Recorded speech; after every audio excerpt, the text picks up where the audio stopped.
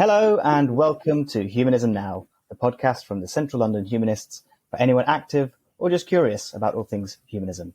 I'm your host, James, and this week we're delighted to be joined by our special guest, Anya Overman, to talk about humanism's role in social justice campaigns around the world. To preview that talk and to discuss what's been happening here in London and in humanism around the world, I'm delighted to be joined by two of our regular co-hosts, Audrey Simmons of Association of Black Humanists. I'm well, thank you, James.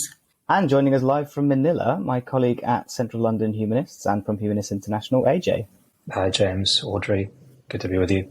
So our icebreaker question this week is, what is your most overused emoji? So I chat with you both on WhatsApp regularly, so if you don't answer, I can answer for you. But Audrey, which is your most overused emoji? It's the smile with all the teeth. It says just enough without being too much. So you can always end something with just a smile. And if you say something and you think, actually, I think they might have misunderstood it, you put the smile on and then you know that they're not going to be offended by anything that they say. So it's just this kind of in-between kind of thing that says just enough. Sounds good. And if you're watching this on video, you'll know that the big smile with all the teeth is certainly suiting Audrey today. AJ, how about for you? What's your most overused emoji? Well, hopefully you'll be able to guess. But I would say there's two equal ones that I use a lot. One is the prayer hands, kind of like the namaste thing, which someone's told me that was a high five, but I don't think so. I think that it's actually meant to be like being Indian, coming from India, I'll take that. And mixed between that and also the other kind of supplication prayer hands, which sounds odd coming from an agnostic humanist, but it just means, I appreciate you and, I'm thankful and I'm grateful and I'm sort of receiving what you're giving me. So I use that a lot. Way probably overused. I use sometimes 2 or 3 in a row. So that'll definitely make it overused.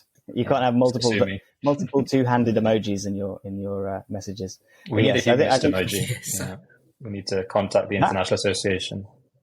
That is a very good point. I mean, there is the thinking face emoji. Potentially that could be one. For me, the one I like, there's the standard ones that I use, same as everyone else, for reactions. But I think my most overused is the shrugging hands emoji. I don't know. I feel like too many questions that come across to me, that's my sole response. So definitely that's the most overused one. Our topic this week is looking at humanism's role in social justice campaigns and asking whether humanism should prioritise these movements and take a lead going forward. So I know this is a topic that we've discussed between us, both of our groups, quite a lot over the last couple of years. And I think it's one that's being raised more and more frequently, and we'll definitely hear a lot more about that from Anya in our interview. But I wanted, Audrey, from your perspective, having been involved in humanism now for several years, in what ways do you see the principles of humanism intersecting with the goals of social justice movements, which, as well, I know you've been very much involved with? The principles are there. We are there to support everyone around us. We are supposed to be an organisation, a philosophy of support, of altruism, of caring for our fellow human beings, for our planet, for all of those things. And I think the problem is at the moment that, I suppose, in its defense, I could say that it's polarization. In saying something, you are then putting your head above the pulpit and kind of, parapet, got my brain in gear. I think also it doesn't feel as if we're living our values.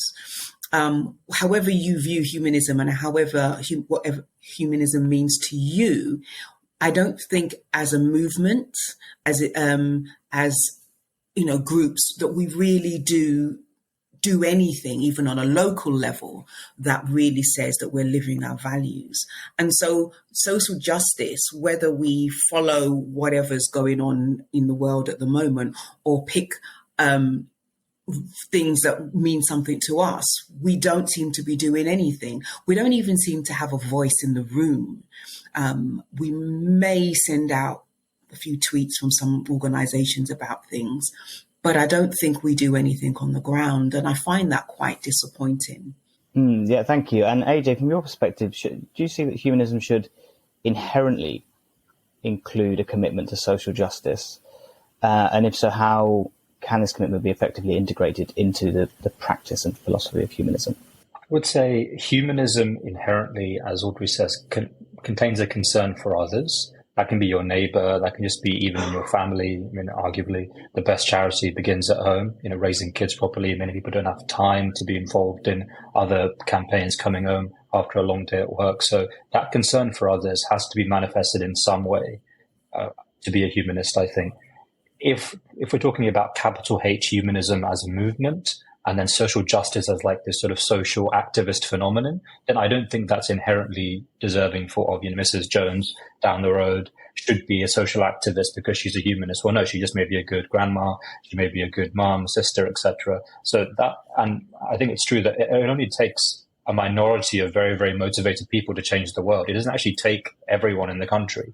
It can only really needs that core of motivated people and another sort of group around them who are able to then implement and volunteer and spread the message. So by that metric, although we need maximum awareness, we can't be complacent and we can't sort of draw back from spreading maximum awareness. I think that's kind of the way that it should be, where the majority of people may have a tangential interest or daily activist schedule, but they're still aware of, and especially now with social media, it's very, very easy to be aware of and to keep in touch with movement as we follow the main people who are the drivers and the thrusters, who are the organizers, who are making sure to try and pursue a way forward. But I mean, Audrey's been very active on this. I've taken a lot of inspiration from her with the Black Lives Matter UK movement and making sure that the humanist voice is being heard there. And she's been very active in calling for it, or calling out when it's not been loud enough. And we did a Young Humanist, Association of Black Humanists joint event in the wake of the George Floyd protests and deaths there, which I thought was one of the best events, the most memorable events that I can remember organizing in the past couple of years. And we need to do more of those. So I think humanists, that being the active voice, it's very easy to do in some sense, especially for the activists that are more on the ground. It gets a bit harder and harder, and we'll cover this, I think, later on in the episode when we discuss the sort of the aftermath of Anya's interview and the points that she brought up. It's harder as you go up the bureaucracy chain, sort of at the UN level, UN Human Rights Council level, where Humanist International, my organization, does have a voice there. You need to be a bit more careful about what you're saying. And I think there is a place for that. But there's also a place for the local activism, which is speaking to the lived experiences of people. And humanism definitely needs to be, that's why I've again taken inspiration from Audrey in being active on TikTok.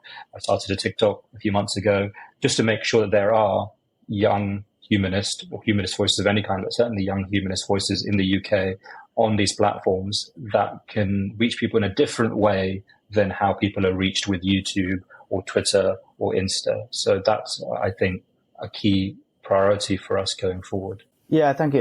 That's definitely true that not everyone can't be an activist on every topic. So I think that's very important to highlight. And I guess, Audrey, as someone, as AJ mentioned, who is proactive and out there, and definitely listener, do follow Audrey on TikTok to keep up to date. What would you say is most supportive for you? When someone says something, it goes into the air. But if someone adds to it, and it's just those added voices, it adds layers to the actual topic. And so that when someone's saying something and highlighting something, to add your own thoughts, to add your own point of view to it, highlights it and brings it around to other people to then think that they can add their voice. And I think it isn't about what you do. It's the collective voice that actually makes things go further, but you have to start somewhere, and that single voice and someone looking at that and just adding to it. That's the most important thing, because, as you say, not everyone's an activist. Not everyone wants to be on TikTok. Some, there are people who don't even know how to get onto TikTok. But, things get passed around, and it's just bringing those conversations into different spaces so that different people can add their voice and different people can be thinking about these topics. And at the moment, I don't think that that's what's happening. Anyone can have a voice, and actually you really don't know the impact of your voice until you put it out there.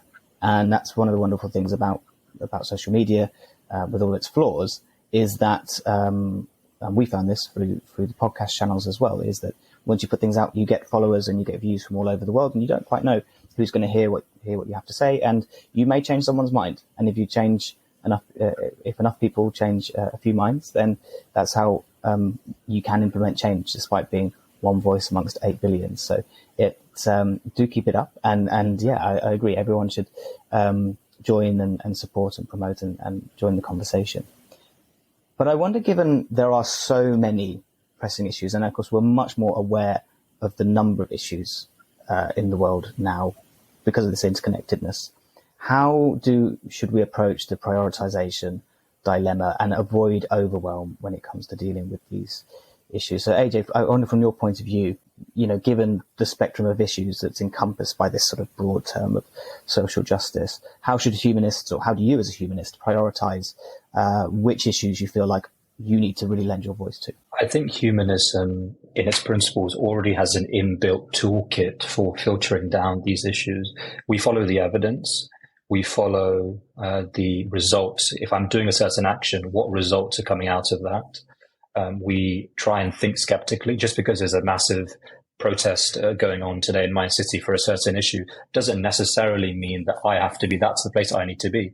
If I need to, for my own kind of self-esteem or mental health, or just because I'm so outraged by what I'm seeing, yes, that is a certain place for expressing a certain outrage and living that experience and sharing and finding solace and comfort in a big group. Okay, sure, that's certainly there. But there could be other things that with my skeptical humanist hat on, I may be thinking, well, that's maybe my system one thinking, system one, system two, sort of behavioral dynamics and economics and psychology, human psychology. But the system two thinking, which may be sort of a bit more, step back a bit, use my neocortex a bit more, think about the long-term aims, try and question myself and what my emotions are telling me. If I look at that, maybe I might think, well, actually, because I'm from an Indian heritage, I have these connections, I'm a UK citizen, maybe that particular issue halfway across the world, where I can't directly influence with my taxes or with my political influence or diplomacy. My country, the UK, my country, the UK, as it happens, has a lot of diplomatic connections around the world, so that's another issue. But what's the most proximal thing that I can affect? So these are the ways that I try and approach my activism. So we've discussed two key issues that relate to this recently, I think in the previous podcast, Israel-Palestine and Russia-Ukraine. So there are many sides to each of these issues, but if we accept that all human life is precious in some way, and what I can do may only be to affect one side of the issue because that's the most proximal to me. And I've given the example of this is UK arms sales to Israel. UK doesn't sell arms to Russia. It doesn't sell arms to Hamas. We do sell arms to Israel. We are contributing to that conflict. That's resulting in tens of thousands of deaths. And regardless of how those deaths may be placed on one side or the other of a dividing line, of a tribal line, that's a separate issue. But our contribution to that is a certain policy that I can affect with the UK government. I can lobby, I can put pressure on my elected representatives, etc. So that's one way that I try and approach it. The other way is looking at certainly the other humanist principles of utilitarianism. What's the biggest bang for my buck I can get? In some sense, effective altruism, although has been given a very bad image of late, quite rightly. But something along that calculus where it's nothing very fancy. I mean, effective altruism probably is a too grand a name for it. But just saying, if I do a certain action, will that actually lead to the consequence that I want, or am I just doing it to make myself feel good? There is a point to making yourself feel good, going on a protest, symbolic protest, joining hashtag movements, etc. That's a certain part of it because we have to look after ourselves. But there's also, are we actually helping the people in need? So number one, I'd say is thinking skeptically about where I can have the most input. Utilitarianism is another issue, is another principle I would say, and also number three. Perhaps listening directly to the victims and having empathy with the victims. So what the victims are actually saying may be quite different to the protests that we're sort of jumping on the bandwagons of here in the West. Because actually they may be saying, well, actually, the more and we know this directly from many humanist international cases of people at risk, where the big Western bandwagon, jump on the wagon and bang reports and create a lot of furore, actually can have a negative effect in Nigeria or a negative effect in Nepal or India, where they'll accuse the person who is at risk of being in cahoots with the West, and it's a conspiracy and it's a foreign enemy, et cetera, et cetera. So these are the considerations that then come into play, which also I think has to do with empathy, has to do with looking at the evidence, has to do with listening to the victims. So those are some of the ways that I try and prioritize. But I agree, there's no 100% certain formula that's going to get us through this.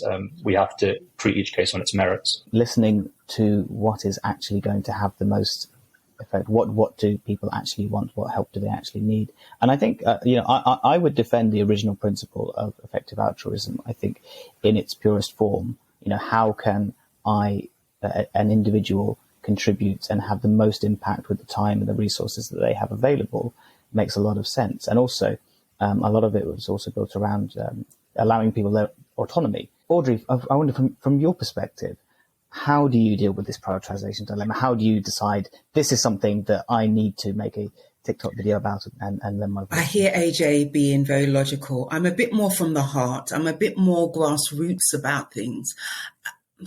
How many people are affected? What is the effect on those people? I think for the heart of me, it's about people. I do think I need to be a little bit less from the heart and more from the head on these things. But as you say, when you see lots of people that are being affected, it can make you want to react. And I suppose there is the knee-jerk reaction. But I also think there is something about being in the moment and dealing with things as they turn up. Because I think sometimes what happens is we kind of go, should I be involved in that? Is that something I should be involved in? And that moment has passed. And the moment that we had to galvanize and to be a part of something, being and adding our voice. And I think the thing is that we don't have to make a big splash. We just need to be part of the conversation. We just need to say that as humanists, this is our point of view and be added to the mix. And I think it isn't necessarily about changing hearts and minds and everybody, jumping with us. It's about saying, this is who I am. This is how I feel on this topic. These are my views. And being part of that conversation so that people recognize what is humanism, how does it play a part in individual lives, in communities, but in those wider conversations about the world. And I think those are the things that are silent at the moment. And how do I prioritize them? It's just about looking at what is happening now, who is being affected, how many people are being affected. Is that effect a short-term thing that will pass, or is it something that is long-term? Is it something that's been controlled? Can my vote do something and actually change it? Can, just being part of another organization that is doing something that is more effective, can that, be something that we can prioritize and saying, I'm with, we're all standing with this and standing with that. I, as Association of Black Humanists, I, as a humanist, stand with this organization because they follow the values that I do as a humanist. So how do I prioritize them? It isn't really a kind of, it's from the heart. It's about who's affected, how many people, and what can I do to minimize the effect of that. Beautiful. And I don't think you need to apologize in being more ruled by your heart than by your head. And I totally agree. I think authenticity and immediacy really does help influence people in the conversation. I think I certainly agree. If you wait too long, it can almost seem like you're joining a bandwagon or being more opportunistic. So definitely immediacy and, yes, authenticity. And people change their mind through their feelings. As much as we like to say that we are more rational and that people that we're doing things logically, as AJ has explained it very well, I think when it comes to changing hearts and minds, you have to start with the hearts, and then people will rationalize their decisions later. So you have to try and be authentic with your emotions, and that is more likely to have a positive effect on the people you're speaking with. Well, certainly they will make a decision. They'll make a view one way or the other, and hopefully you can sway them to your way of thinking. With that in mind, how should we seek leadership and collaboration within humanist groups like the ones which we run? Should we humanists and the groups that we're involved in seek to take a leadership role in social justice movements and campaigns? Audrey, as an organizer of a group, what's your view? I don't necessarily think we need to take the lead. I think there are other people who are more equipped, have more knowledge than we do. I don't think every topic is something that we need to be involved in. But there are organisations, there are people who are already involved with those things and already taking the lead. And I think being with them and being able to lend support to that from our humanist perspective is a way to go forward. I don't necessarily think that we should automatically take the lead unless it's something that actually we're the only ones who are really going to say anything about it. Or, you know what I mean? There are some subjects that as humanists, we need to take it by the bull by the horns and just be going with it. But there was lots of things, climate change, you know what I mean? What's going on in Gaza, all of those things. I don't think we need to necessarily take the lead. We need to have a strong voice. What is our opinion? What is our view? Where in the fence, on this fence are we sitting? Where in this, where are we? Taking the lead, I don't necessarily think so, but I do think we need to have a strong voice out there as part of this conversation. AJ, I wonder if you agree with Audrey's stance there, and also, how can we be most effective in either leading or supporting social causes? Perhaps we can look at it in two ways. If we talk about within the humanist community, within the global humanist community, and then outside of that, so people who don't subscribe to or aren't kind of card-carrying humanists, as it were, and are not a part of that community. Within the global humanist community, we can, or at least we should be able to reach them in a very special way, a very direct way, because we share their values. They may be part of the global Humanist International Network, for example, and there's structures there, membership networks and collaborations and so on. So in those channels, I think we should, or obviously humanists should try and lead other humanists, or make sure that at least our house is in order before we go and tell, another faith and belief group or whatever, to sort of get their house in order when it comes to, moral relativism or other values, etc. We need to be sort of trying coherent about humanism being not just a global kind of bureaucratic NGO type entity, but it can also needs to have a daily relevance in people's lives, from Papua New Guinea to the Amazon to Canada to everywhere. So it needs to. How can humanism actually work in a village, in a town, in a city, in a mega city? So for that, I think we need to show some leadership. And I would say Humanist International, I've been very inspired by the democratic way that it's structured. Of course, there's improvements we can always make, always striving towards a better representation, but we try and act not as a here we are, we're the global leader. It's more, we're a global forum and a network, kind of a UN General Assembly for humanist organizations who are the specialists in their region. So the Nepalese humanists or the Indian humanists or the Russian humanists or Maltese humanists, they will be giving to us the ideas, the problems, the solutions they're facing in their particular area of the world. And we're going to try, and we had our planning meeting earlier last year, where we try and map out what's our strategy, how will we handle it, how can we manage the humanist resources in the world, the problems, how can we shift attention to where it's needed. For example, Central Asia is unfortunately quite a bit of a dead zone at the moment when it comes to humanist organizations, which I'm hoping to try and have an effect on in my trips to Asia this year and going forward. So those, in that way, I think being a leader is a worthwhile thing. And again, I think being called to leadership rather than forcing ourselves upon it, whether it's Humanist International or any one person, there's no one person that's emerging or sort of being forced onto the stage as a leader, whether it's one organization or one person. It's we're being called to. Humanist International has this authority from the democratic institution of the General Assembly that meets every year. Outside of the global humanist community, I would say there's certainly room for collaboration. I mean, we do that at UN Human Rights Council.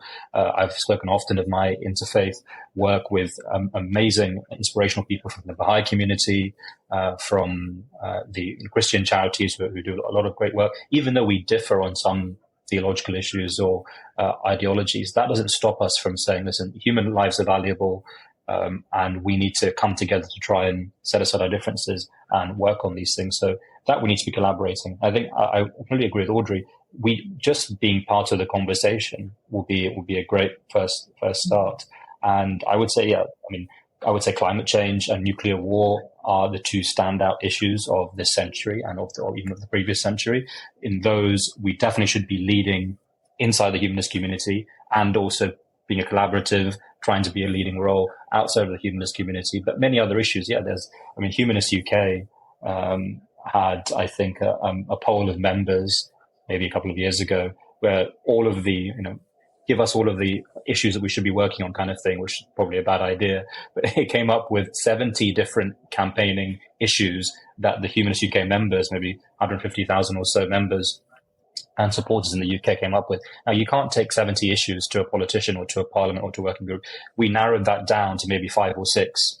But and again, Humanist UK has to be democratically accountable to, in some way, have structures, the board, the trustees, its members, annual conferences and other working groups and so on. There has to be structures of accountability there to try and give some democratic input to make sure that these things aren't just pie in the sky, but they actually matter to people's lives. And they do, but the problem is when there's 30 issues that matter to people's lives and you're only focusing on 6, there's always going to be some that you leave out, and it's going to be very bad when you do that. But we're no worse at that than any other organization or movement. Now is the opportunity. There is so much going on. Now is the time to be putting our voices out there. Now is the time. If we're not going to do it now, then when? What is the issue? We could just, open up a newspaper, wiggle our finger around and land on something and go with it, because there is just so much. So if we don't do anything, if we wait for that perfect issue, we'll do nothing. So let's just choose one and go with it and then see what happens and just kind of put our voices out there. Well, thank you both for putting your voices out there on the show today. And we will be back with Audrey and AJ after our interview this week with our special guest, Anya Overman. Anya Overman is a writer, consultant and speaker driven by her values as a progressive humanist activist. She's an active voice in both the US and global secular communities, and as a former president of the Young Humanists International, she works with a number of humanist and atheist organizations that seek to uphold the dignity and worth of every human being. Anya is a digital nomad who has been working from her laptop in different parts of the world since 2020. Anya Overman, thank you for joining us on Humanism Now. Thank you for having me. Appreciate it. And as a digital nomad, whereabouts are we finding you in the world today? I'm currently in Guatemala City. This is my 3rd time here, and it's a place that I am very attached to, partially because I have humanist friends here. Oh, lovely. Yes, they're building a humanist. There's a good humanist community in the area. Yes, there are humanists here, for sure. I think the term digital nomad might be new to many of our listeners. Would you mind sharing your journey to how you became a digital nomad, what it means to you, and how it's influenced your work as a human rights activist? Yeah, sure. So I first read about the term digital nomad back in 2017, and I was actually living in London at the time when I read about this, and I was working full-time remote at the time as well. So for me, this was an option. And just for anybody that is unfamiliar with that term, a digital nomad is somebody that is able to work remotely around the world because their work is internet based, so that that really what's just required is a laptop or a computer and some kind of internet connection. So that is work that I do. I'm a writer. So yeah, I fall into that category. And yeah, I, like you said, became a digital nomad in 2020 and started working on my computer kind of wherever I traveled and without a home base. Yeah, so I read about it in 2017. And at the time I was living in London. And as you know, it's very expensive, and it can kind of feel like you're kind of boxed in sometimes. So, that really appealed to me because it was, it fed this desire to experience new things, new cultures, new people that I would not experience in my hometown, St. Louis, Missouri, which is, not a very diverse place. So I was really like enamored by this idea of exposure to, other parts of the world that I would not normally be exposed to while working and like not struggling to survive. So when I read about it, I was like, oh, that's me to a T. I just need some time to like really stabilize the situation, because I was new to working remote. I was, I don't know, maybe 5 years out of college, maybe a little bit less than that when I was really committed to this idea. So my previous plan was to like kind of wait and save up until I felt comfortable kind of like cutting roots and going off and being a full-time digital nomad. And then 2020 happened. So that really threw a wrench into the plans. I mean, there was no comfortable anymore. And then I ended up meeting my current partner who I travel with in my hometown in St. Louis, Missouri, where I was at the time. And he had actually just started living nomadically. So, we met and I was like, oh my God, like I'm aspiring to do what you do and you're doing it already. This is amazing. And then we decided to leave the US together in August 2020 because we were not feeling safe with the way that the US was handling the pandemic. I mean, there was really poorly enforced mask mandates, if mask mandates at all. In the part of the country that we were in, there was not really enforced mask mandates.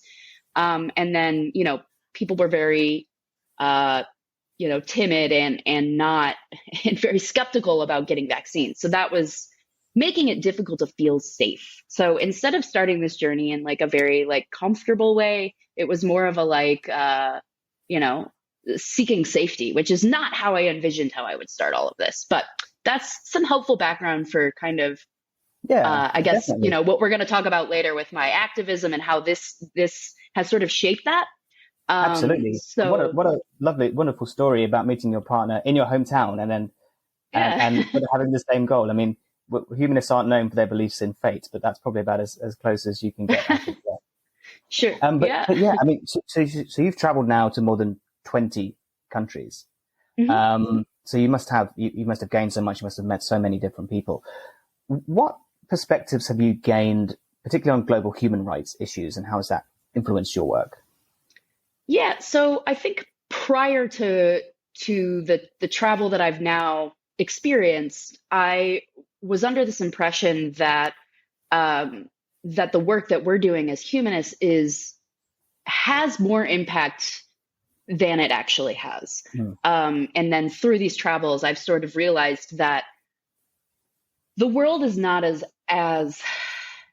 it's not as I thought, is the best way that I could put that. And I think one of the unique perspectives that I've gained through all of this is that global human rights and the advocacy work that is done for them are tightly controlled by global elite, and humanist organizations, unfortunately, fall into that. And I do want to talk about this a little bit more deeply later on. There's a concept called nonprofit industrial complex that I want to talk about. But that is really like the center of a lot of these ideas that I've, come into with my travel, is that, there's this really limiting perspective that I think is largely coming from Western culture, that I think really it hurts. It hurts humanism, and it hurts the way that we can advocate for global human rights. So that's really been the largest lesson for me, is that, the way that I thought advocacy worked, the way that I thought, resources and support flows is not the way that it actually is. And there are a lot of factors controlling advocacy that I did not see before and that I see now. Let's dive into that a little more now, I think, because that's a fascinating area. So could you explain this term, the nonprofit industrial complex, and what you've discovered from your travels?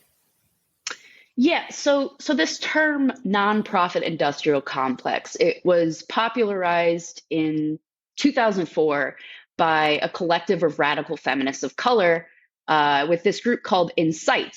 If you're looking to Google it.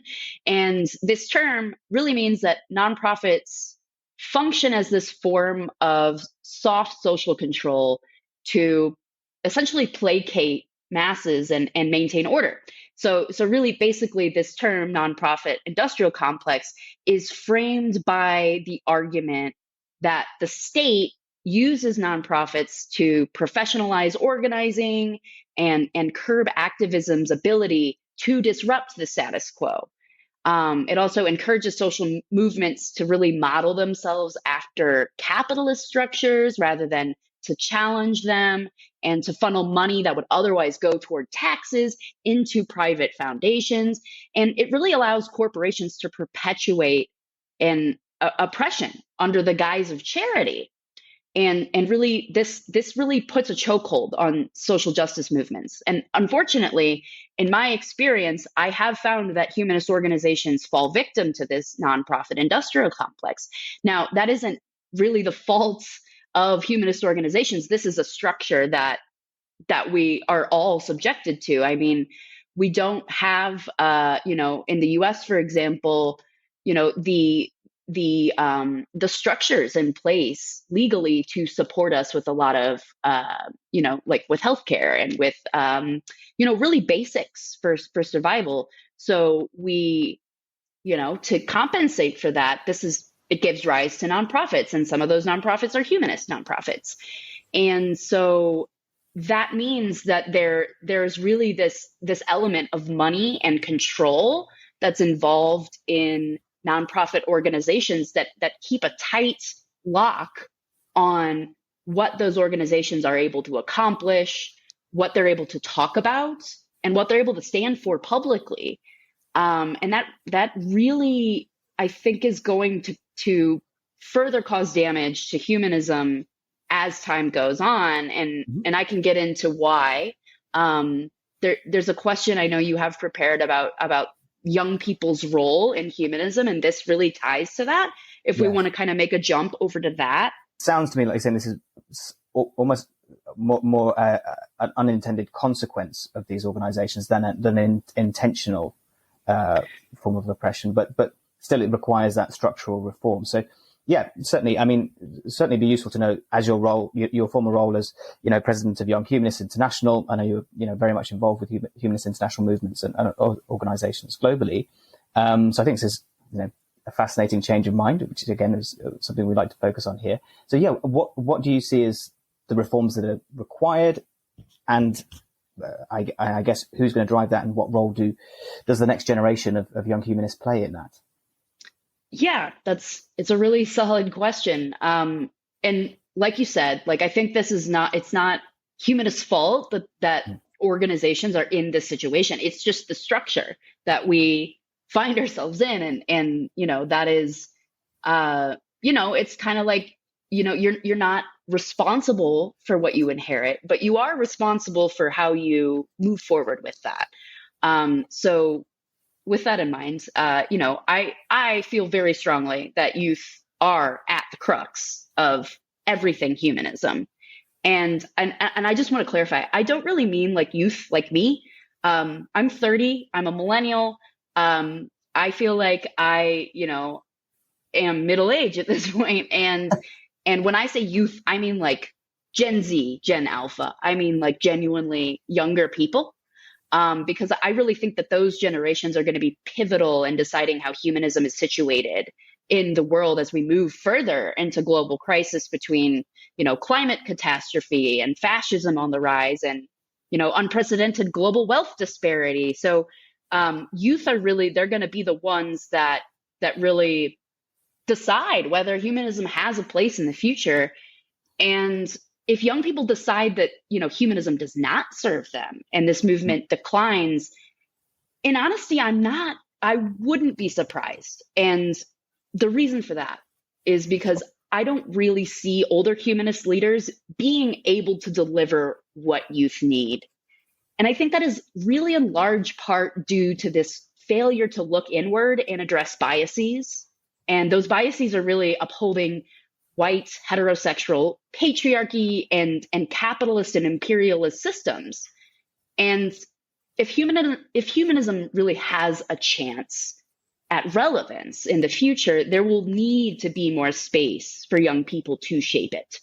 And at present, I do not see adequate space being made, nor do I see young people being trusted with resources or with power.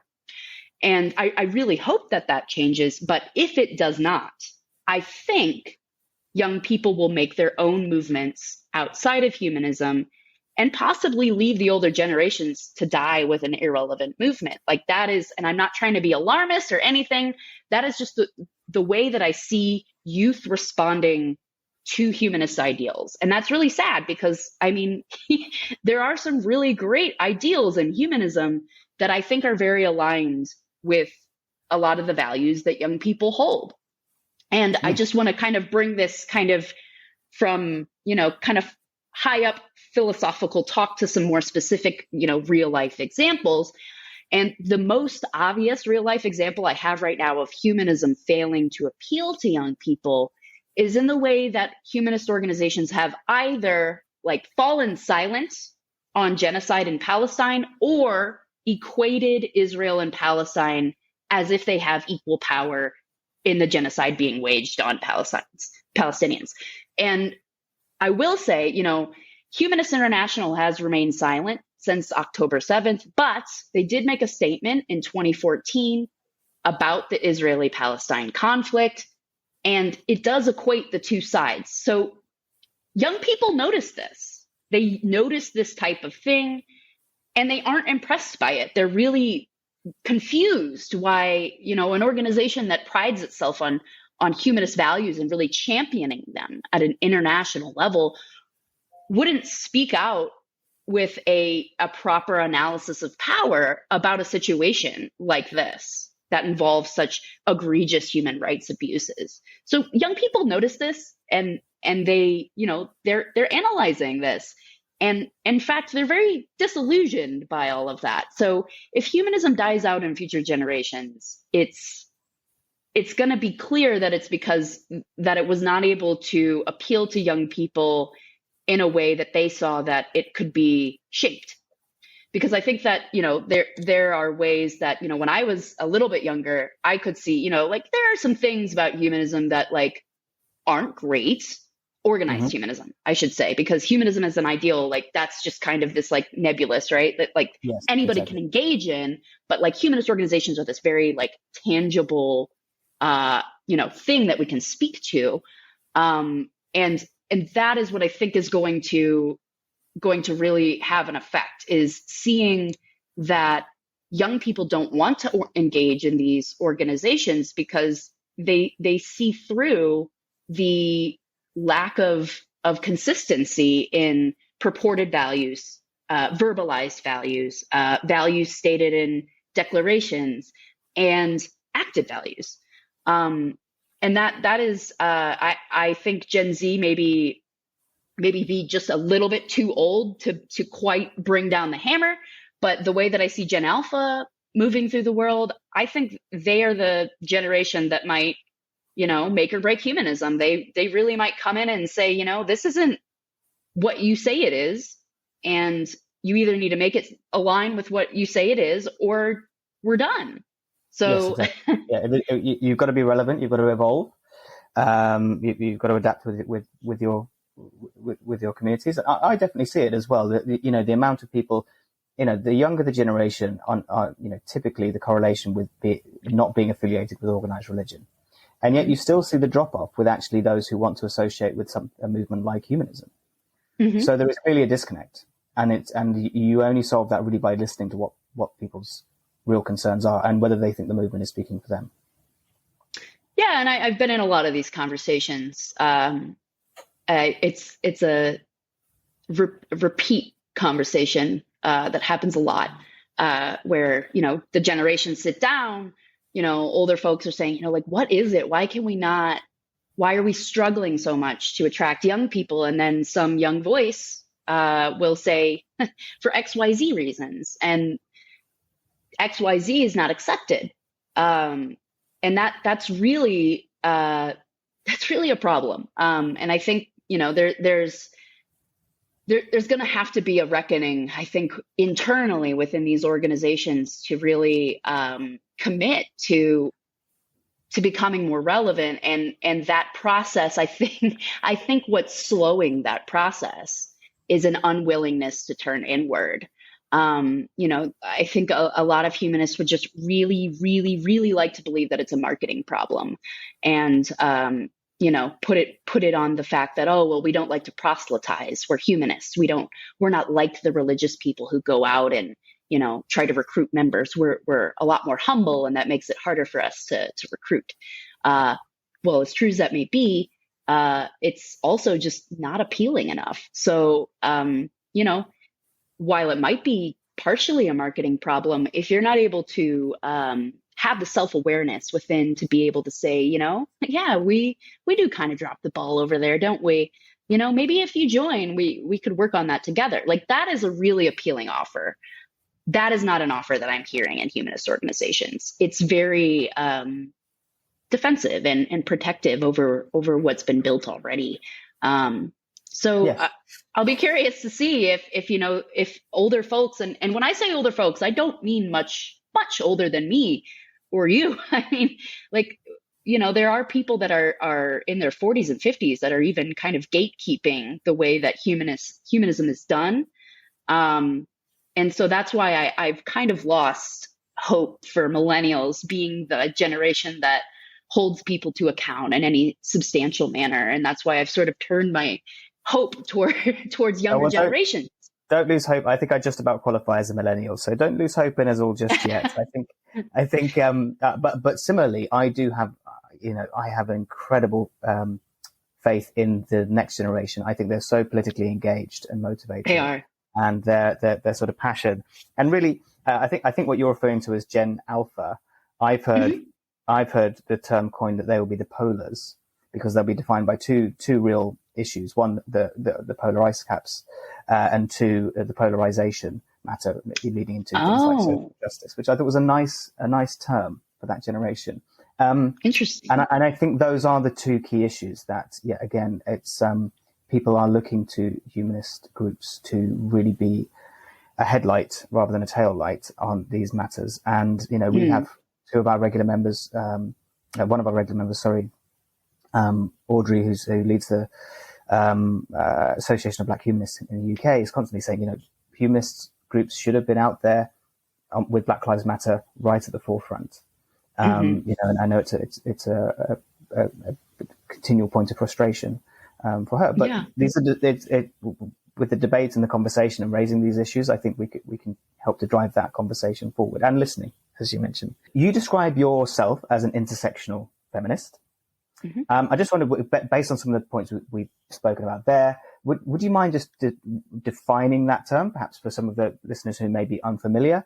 And then also, what challenges do you see in advocating for many of these social justice rights issues from within humanist communities, and how can we course correct there? Yeah, so the term intersectionality, that was first coined back in 1989 by a woman named Professor Kimberly Crenshaw, who's a U.S. American lawyer and a civil rights activist. And the idea behind all of this is all inequality is not created equal. So that's the basic idea. And what that really means is intersectionality describes how race, class, gender, and other identities like intersect or overlap. So it's really a description of how each of our identities interact with each other to create our unique experiences.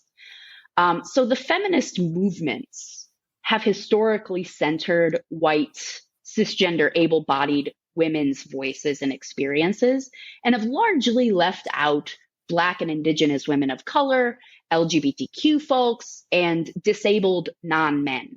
So the feminist movements also have largely been tinted by capitalist worldviews. So, for example, we've ended up with terms in feminist spaces like girl boss and women pop stars that equate feminist empowerment with exploitation. I mean, I don't know if you've ever heard Cardi B talk about how, don't talk to me because I'm not a stripper anymore. I make money now.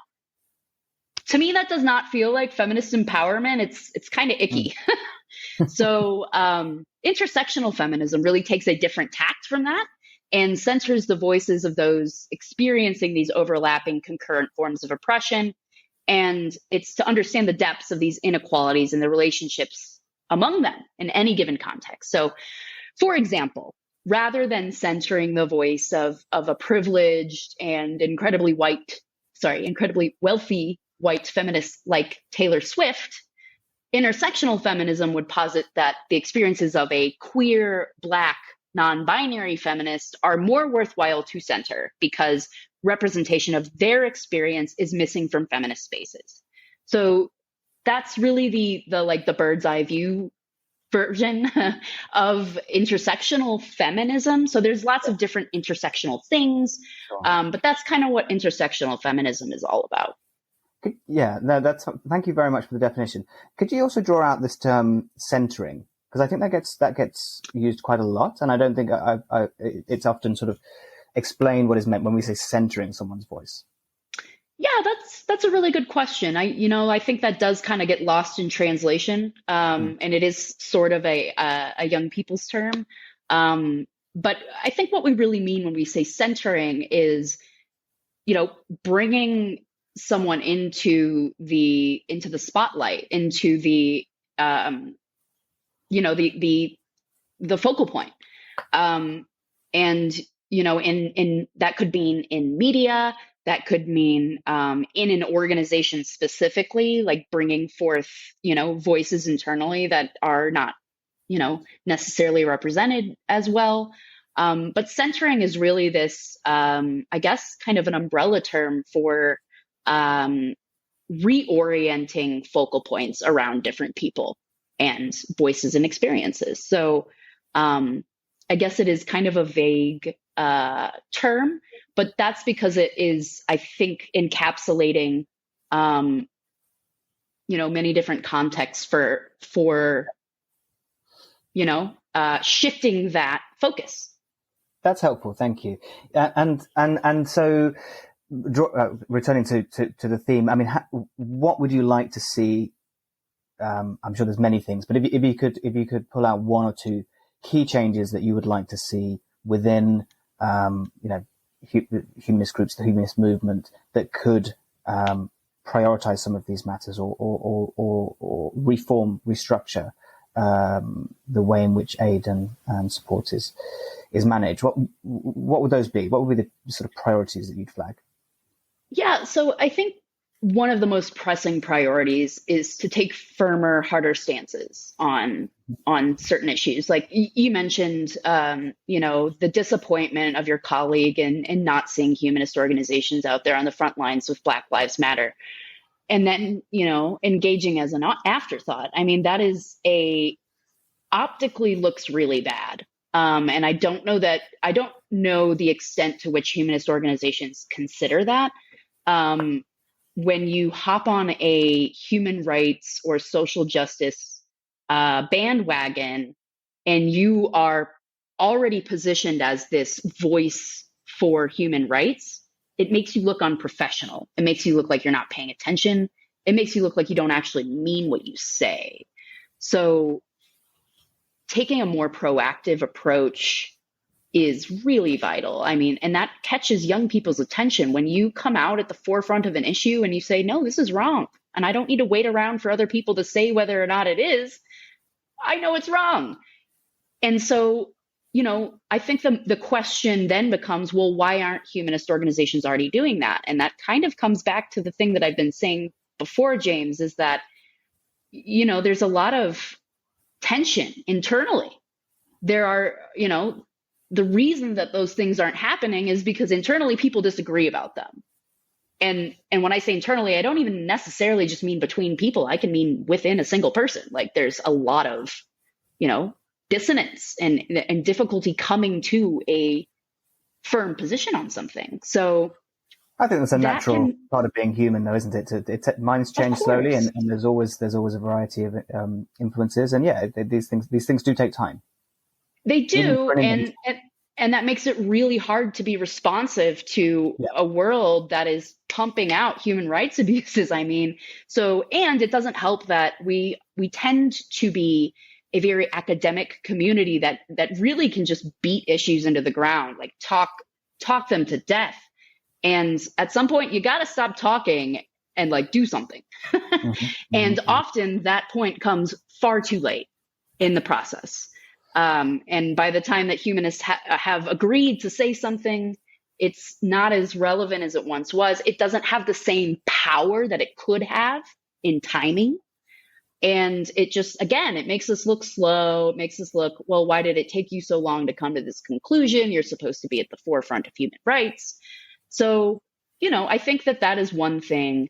That is one of the most pressing things. And yeah, like you said, like this is part of the human experience to really like wrestle over ideas and try and, take, you need some time to process. But, I think there are some basic things that we could all come to agreement on and that would kind of facilitate the process. But again, if we're not willing to look inward and really question within ourselves, like, okay, do I have some biases that may prevent me from coming to a conclusion faster on this issue?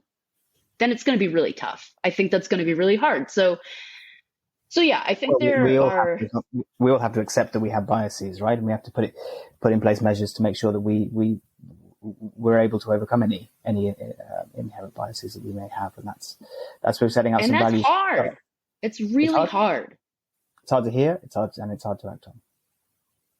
Yeah, both of those things, and it can be emotional to confront that stuff in yourself. I mean, I feel emotional when I confront dissonance within myself, so I can understand why other people feel that way, and that surely slows down the process of coming out, at the front of a movement. So yeah, I mean, I think that's kind of the issues that humanist organizations are going to have to struggle over the most, is really this, like, how do we position ourselves more proactively? Okay, we have to confront some things in ourselves. How do we do that effectively? How do we support each other in that process? Because it's very hard. It's uncomfortable. Like I said, it's emotional. So how do we do that? And do we have the tools available to us now to be able to do that? Because I think a lot of us may not, as a lot of, a very academic community, we tend to think of things, as we try to rationalize and logic our way out of things, but you can't do that with emotions. And I don't know that we have the tools that we need to be able to, work through those emotions while also like coming to logical conclusions about things, because, you can't just shove your emotions down while you're doing this work. Like, they come up, and that's where those biases come in, right? Like that's how they come in. And so it's really tough. It's a really, really hard, it's hard work. It's internal work. So that's what makes it so hard, is that like, it's not a matter of just having a really fruitful debate with somebody. And it's a constant process. It's not like you're going to get to a point where you go, okay, I've dealt with everything now. I know I've got all my opinions are settled, and my views are completely neutral. You joke about that, but I think a lot of humanists have come to that conclusion. And this is something that I've spoken about a little bit more in the context of the US and people leaving religion in the US. But what I've noticed a lot with folks who have left religion in the US is that they, not all of them by any means, but there is this pattern of coming away from religion and then concluding that you made it. And like, yes, coming away from religion and unlearning is a huge accomplishment. It should be celebrated, and it's very important. But the work doesn't stop there. And I think that that's where a lot of people, they miss that. They miss the ongoing life's work of unlearning, and the long, arduous process that comes with that. I mean, it's hard. And, I think a lot of people want to rest their laurels on, well, I'm not religious, so, I did my part. And like, that's great, but it's not enough. It's just not. Certainty is very comfortable, and it is that point of it being just used to being continually uncomfortable and questioning. And with that in mind, our usual final question is always to ask, what's something that you, Anya, have changed your mind on recently? Yeah, so this might be kind of controversial, but I have changed my mind on this. Something that I've changed my mind on recently is Joe Biden. Okay. I've conclusively rejected the idea that he is the lesser of two evils, and that I must vote for him this year if we're to preserve democracy in the United States.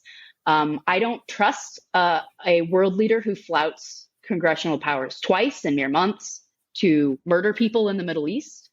And I am certain that we're going to look back and be utterly horrified that we put someone in office who proudly identifies as a Zionist. So I plan to vote for the Party of Socialism and Liberation this year. That's my hard change. Thank you. Yeah. Well, thank you for sharing such such honest feedback there. So, Anya, thank you so much for your time. It's been incredibly interesting and insightful.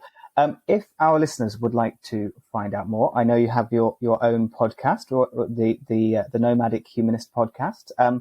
Where else would be the best place to find and follow you? I have a website, anyaoverman.com. All of my social links are available there. I'm active on Instagram at Anya Overman. I'm on Facebook, but I'm less excited about accepting friend requests there. So Instagram is the way to go. Fantastic. Well, Anya Overman, thank you so much for your time, and thank you for joining us on Humanism Now. Welcome back to Humanism Now, and thank you once again to Anya for that varied and very interesting interview. AJ, I know you've worked with Anya previously with the Young Humanists and at Humanist International. What did you take away from Anya's interview this week? I really enjoyed it, and I'm glad that we had her on. So Anya held the post of president of Young Humanist International, which in some ways is she's occupying the same position that I am now. There was my predecessor, Ana Raquel from Guatemala, who we'll also have on later on in the year. And she's also a really just vibrant, inspiring person. And then before Ana Raquel was Anya in the same position.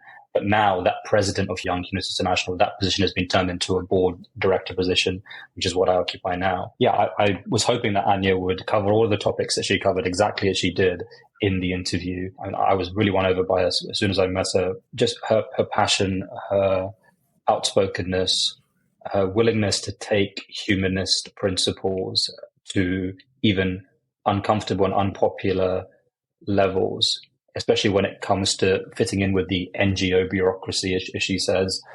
So all of that, I think it's really fascinating to dive into. And it's very important that we do listen to people like her, both within and also outside of the humanist movement. I mean, even in the UK, we have people who are parts of Humanist UK and the partner groups and affiliations and branches.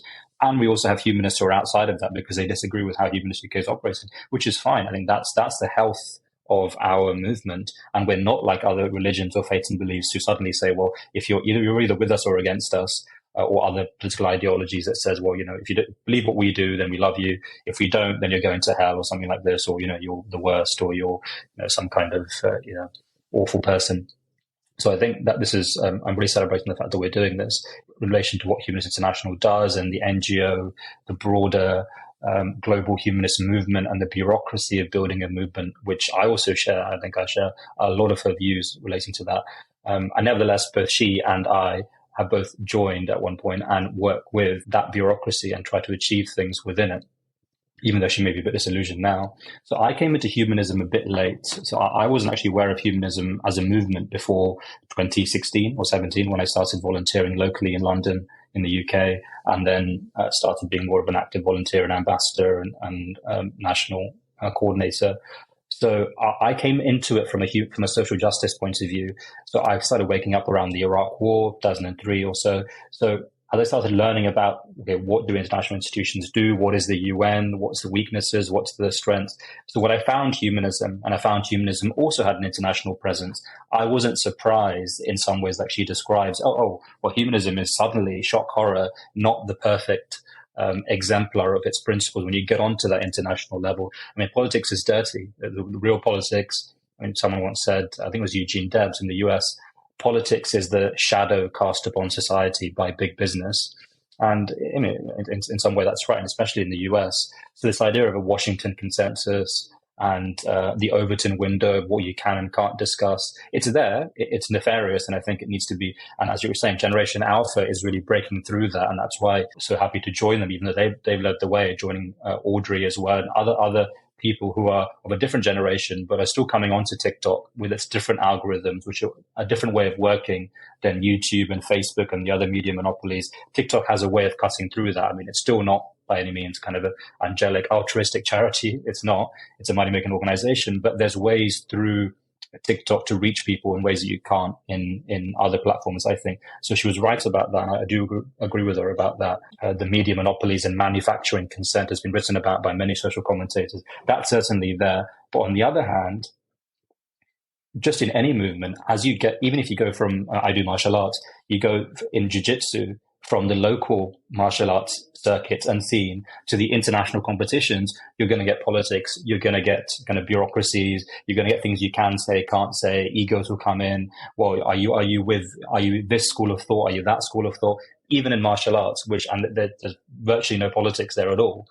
So even if that's going to be the case, even with those kind of movements and organizations, certainly it will be the case when you have something as intricately woven with the human experience, with beliefs and values and religion and backgrounds and ethnicity and nationality as humanism is. So I think there's a necessary bureaucracy.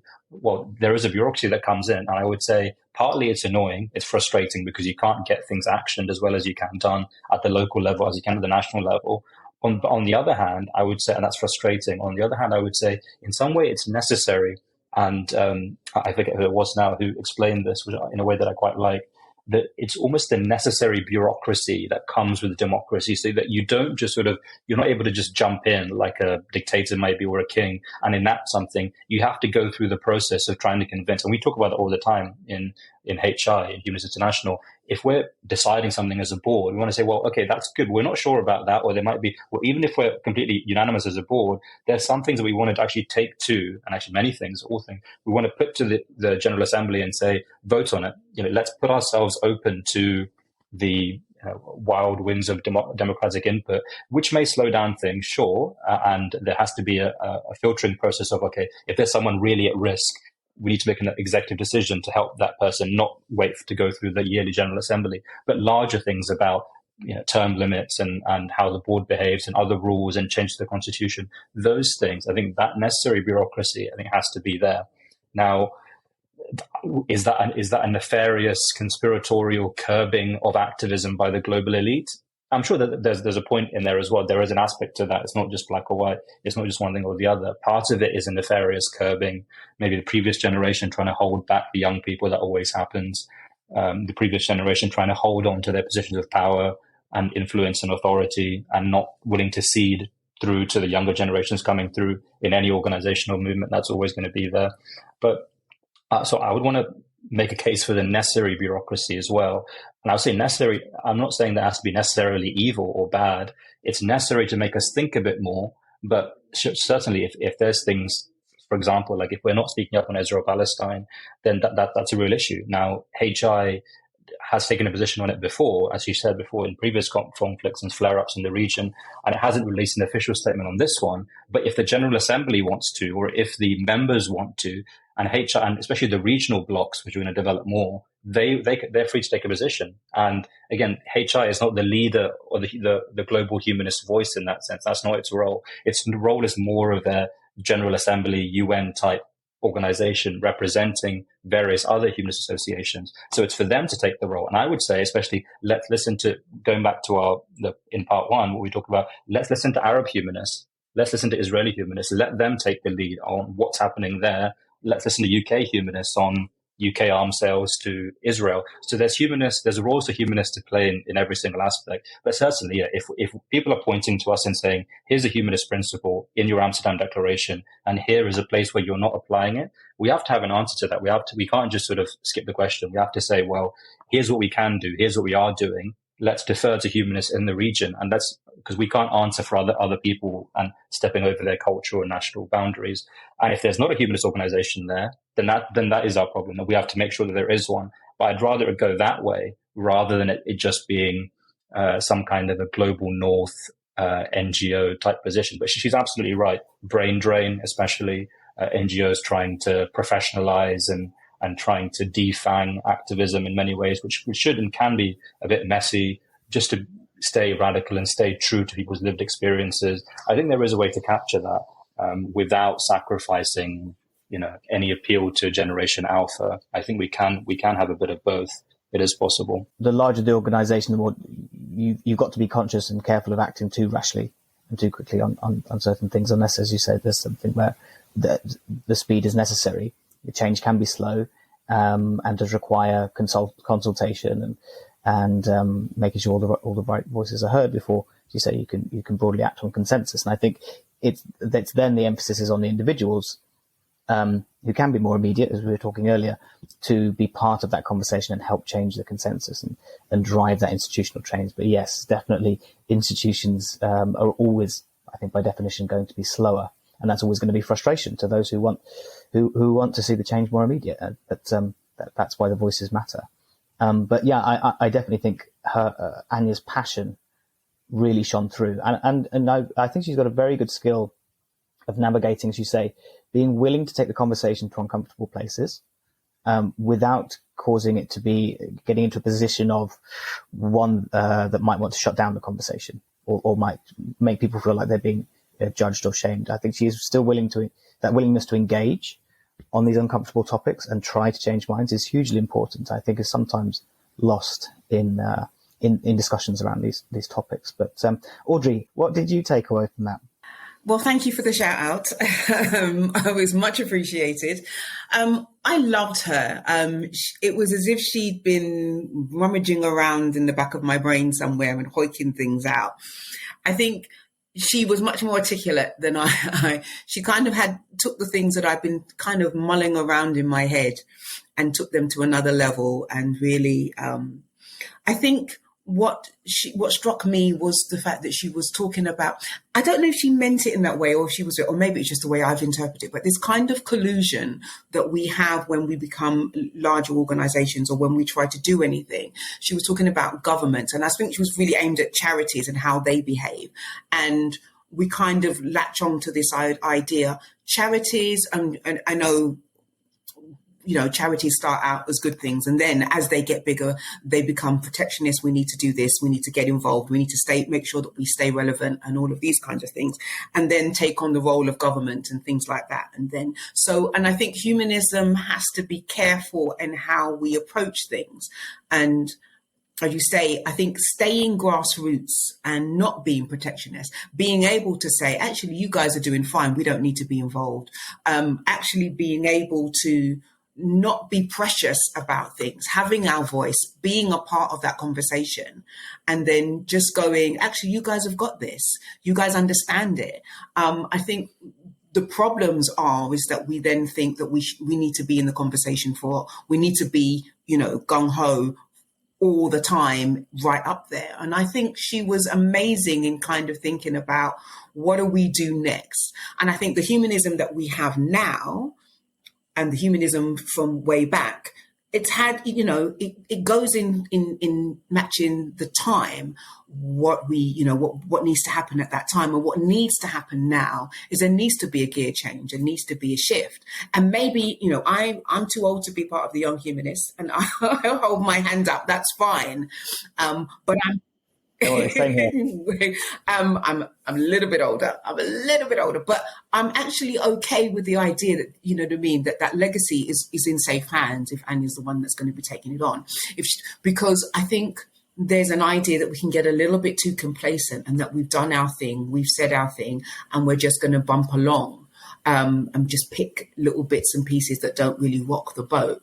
And I think when we started out as humanists, we were rocking the boat. We were, we were blowing up things, not physically, but just kind of changing the whole landscape. And then we kind of settled into a rhythm that we kind of got our feet on the ground. We're now talking to governments, we're talking to various people, and we're kind of not wanting to rock the boat. But I think if we become too complacent or too comfortable with this position, we will lose all relevance. And so we need to then start sort of banging on doors and saying, these things need to happen. And so I was right with her. Saying, yep. And, with my wobbly knees, I'm probably not going to be, on any picket lines any soon. But the actual idea that, she was actually saying, we need to do something different and we need to start today. We need to be at the forefront of conversations, be in the mix, saying what we need to say, saying it from our perspective. If your feelings get hurt, that's your problem. You deal with that. This conversation needs to happen. So, yeah, I loved her. We're in safe hands. We're going forward. We need more. We need more of her. replicate her. Fantastic. I've reflected a little bit on the point you made about the generations. I mean, I think it really takes voices across all generations as well to drive this, and people do change their minds at any stage. Our membership is very intergenerational, and I do think there are voices that are supporting these across the board. So anyone who's listening, I do think do get in touch with us, or if you'd like to get in touch with Anya, we can definitely facilitate that as well, because as I with Audrey, we do need more voices out there. Yeah, that warning that she said was very clear. I think it's adapt or die, and it's actually quite timely. We had our AGM last night as we were recording, and we had Madeline Goodall of Humanist UK, who's previously been on this podcast, and she came to talk about the rich history of humanists in London, stretching all the way back to the 1890s, right through to the present day. And humanists were on the front line of the gay movement, as it was called at the time, standing up to Mary Whitehouse, and that really was it was her actions that was actually the foundations of the gay humanists, which went on to become the LGBT humanist group that remains today. People like James Baldwin in the civil rights movement as well in the States. So humanists have been on the forefront of these campaigns in the past, and it is always the case that it is on the younger generations to progress and challenge and push the current generations, and as you say, take it to uncomfortable places sometimes. So I'm looking forward to seeing what's next, and certainly with Anya, very much looking forward to seeing what's next for her. So that brings us to the end of our time for this week. So Audrey AJ, thank you so much for joining us. Before we go, Audrey, what is happening with Association of Black Humanists over the next few months? Association of Black Humanists is having a social on the 27th of January. We check out our meetup page for more details. It's really just an opportunity to come together at the beginning of the year. We don't really have socials, so there isn't a plan. It's if you're new to humanism, if you just want to be in the space with people, like-minded people, if you're not a humanist and you just want to come and meet a humanist and just ask questions, then do feel free to come along. There will be some snacks. We like to feed people, so, do come along. We will feed you, we will water you, and we will chat to you. Can't think we can offer anything else other than that. Absolutely. Come for the food, but stay for the conversation for sure. And AJ, anything you'd like to highlight with any of your many humanist groups that you're involved with? Just the one today. Young Humanists and also Central London Humanists are going to be having a social to accompany the Darwin Day lecture in London. That's on the 6th of February. Darwin's birthday is just a few days before Valentine's Day, so it's always easy to remember. So come and celebrate with us if you're in town. And the topic of the lecture will be Humanity's Superpower, looking at community and empathy from 4 million to 40,000 years ago. And it's with Dr. Rebecca Ragg-Sykes and also chaired by Professor Alice Roberts, who is just a greatly inspirational figure that I think is a great boon to the humanist movement. So that's one not to miss. Fantastic. So we hope to see many of our listeners there. So thank you, Audrey. Thank you, AJ. And thank you, listener, for joining us on another episode of Humanism Now.